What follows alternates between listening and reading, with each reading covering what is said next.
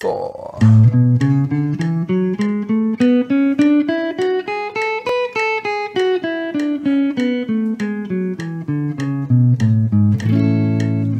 Hi there, today I wanted to quickly talk to you about the best way to use a metronome when you're practicing your scales, arpeggios or other exercises. See you in a second.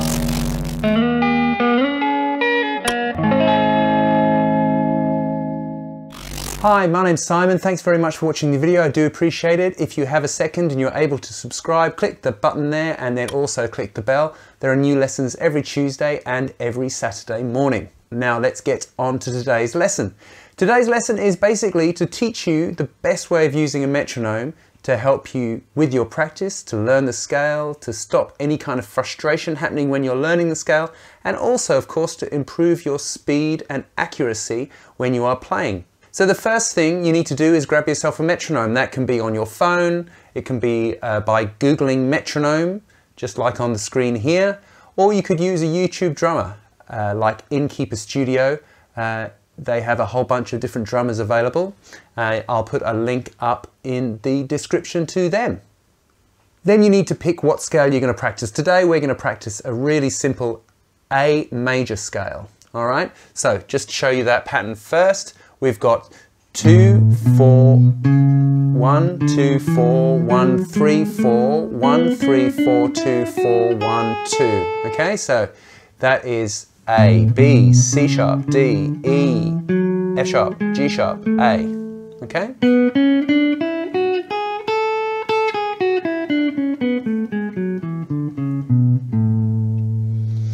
In terms of the frets, we've got 5, 7, 4, 5, 7, 4, 6, 7, 4, 6, 7, 5, 7, 4, 5. And the extra note 7, that's a B, coming back down.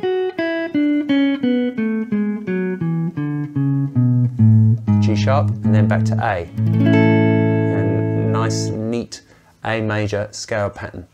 Now it doesn't matter what you use, you can obviously practice anything. This whole idea will apply to every single scale or exercise you ever do.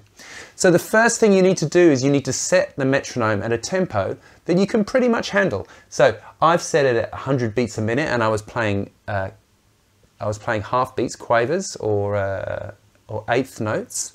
So it sounded like this.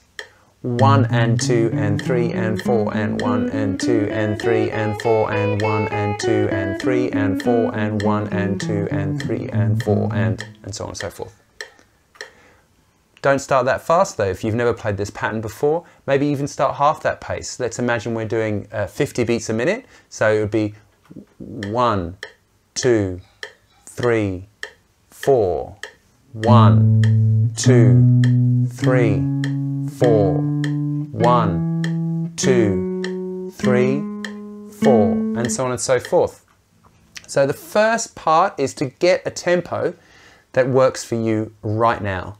I want you to be able to play it. I want you to focus very much on your finger positioning. Here we can see that I'm really making sure I'm using my fingertips. So fingertip, fingertip, fingertip, fingertip, fingertip, fingertip, fingertip. My thumb is in a good place on the back of the neck, you can see there. And I'm running, going down, up with my right hand. 1, 2, 3, 4, 1, 2, 3, 4, 1, 2, 3, 4, 1, 2, 3, 4, 1, 2, 3, 4. Always trying to focus on the simple aspects of technique, not moving my right hand too much. Making sure that I'm trying to keep my fingers as close to the fretboard as possible. Trying to keep them in this 1, 2, 3, 4 kind of pattern, to try and keep them always in the same place, because the less far you have to move, the faster you're going to be able to make it to those notes. The last thing is to make sure that you play the notes on top of each other. So if you hear that, it sounds nice and smooth, whereas if you hear this, play, release, my finger goes back on, the note stops. We don't want that, because music doesn't really work like that. It works like this. Okay? Beautiful. All right, so the reason I came up with this video is I actually was doing some practice this morning and I just thought it might help some of you guys. So I am practicing here at 100 I'm playing, like I said, half beats. 1. And back down. Right, so I can do that. Have a few goes at it.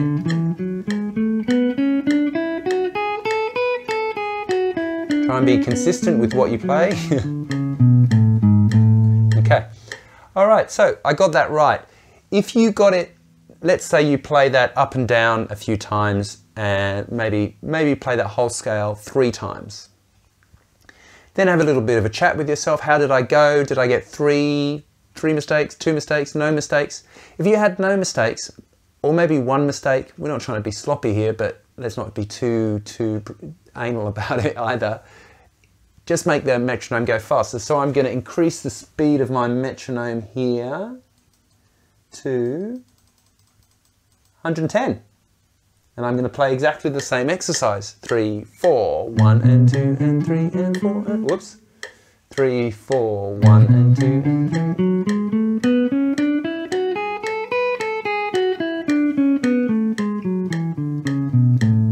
Beautiful.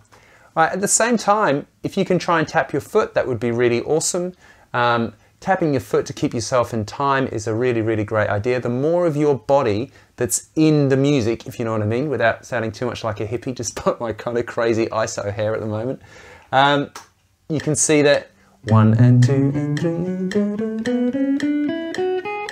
tap, tap, tap, tap, tap, tap. Okay, bit of a jump there at the end. Okay, so once I've done 110, I'm going to try and make it go. Let's just skip forward.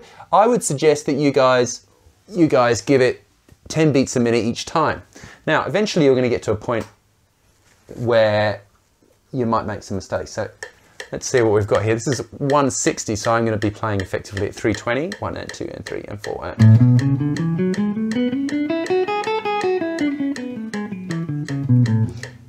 Okay, so now you can hear that that wasn't quite as precise as I was before. And, you know, not quite as good. So if you get to a point where you make a mistake or it's not really going so well, just make the metronome, just bring the metronome down a little bit to, let's say if I went back to 130-ish, 2, 3, 4, 1 and 2 and 3 and 4.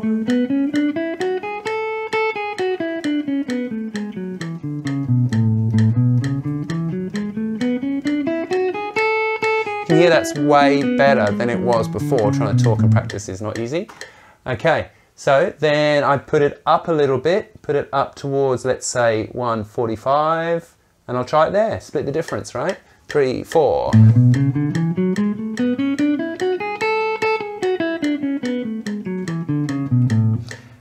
Okay, so that was pretty good. I didn't quite catch that top A as well as I might have hoped, but this is the idea that you're always trying to push as fast as you can go without any errors.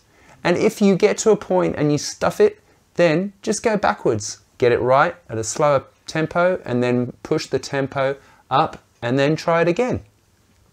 So that is it in terms of how you best use a metronome to help with your scale practice. I hope this little video has helped you out. If it has, please do subscribe. And also, for $3 a month, you can help support the channel via Patreon at www.patreon.com/Simon Morel. I hope to see you there, and I will see you next Saturday for some more lessons. Bye for now.